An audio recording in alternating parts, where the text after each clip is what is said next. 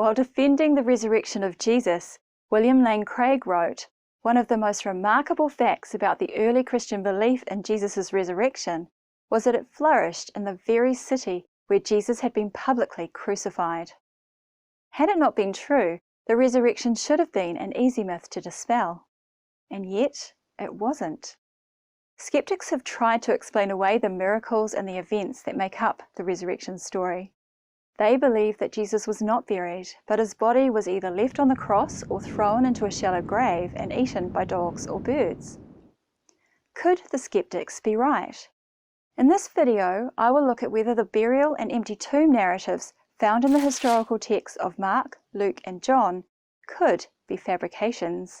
One compelling piece of evidence for the burial of Jesus comes from Joseph of Arimathea.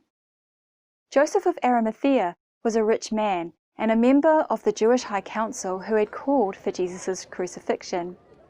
We see in the Gospel accounts that Joseph of Arimathea asked for the body of Jesus, offering his very own recently made tomb to inter it. This narrative begs the question, why would Joseph risk his position of power and authority to ask for the body of an executed heretic? Going back to our historical texts, we see that Joseph was also secretly a disciple of Jesus, and it took great courage for him to ask for Jesus' body. For a well-known man to take the body and bury it in his own tomb would have been very easy to prove false, had it not happened.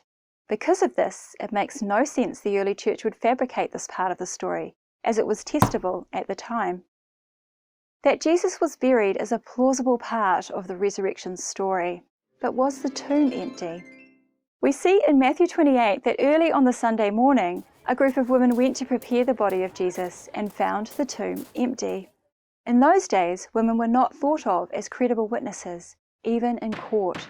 So when writing on the events of the resurrection, it makes little sense the early church would include this piece of information. Women did not have good standing in the patriarchal society of the time and were thought of as second-class citizens. And we see this when the disciples did not believe the women's testimony and went running to the tomb to find out for themselves.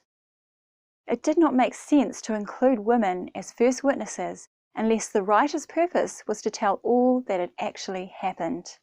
We have enough circumstantial evidence to conclude Jesus was buried and his tomb was found empty.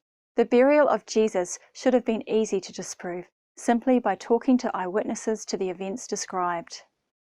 It would not have been difficult to prove the story of the empty tomb was a fabrication, yet no one did. Despite the cries of fabrication from skeptics, no good evidence has come to light to disprove these events. It would only have taken the body or later bones of Jesus, or early hostile testimony, to prove the skeptics right. But it just isn't there.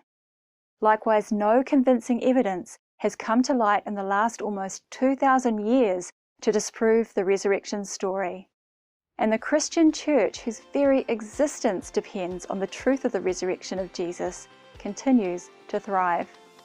I'm Englehardt for Thinking Matters.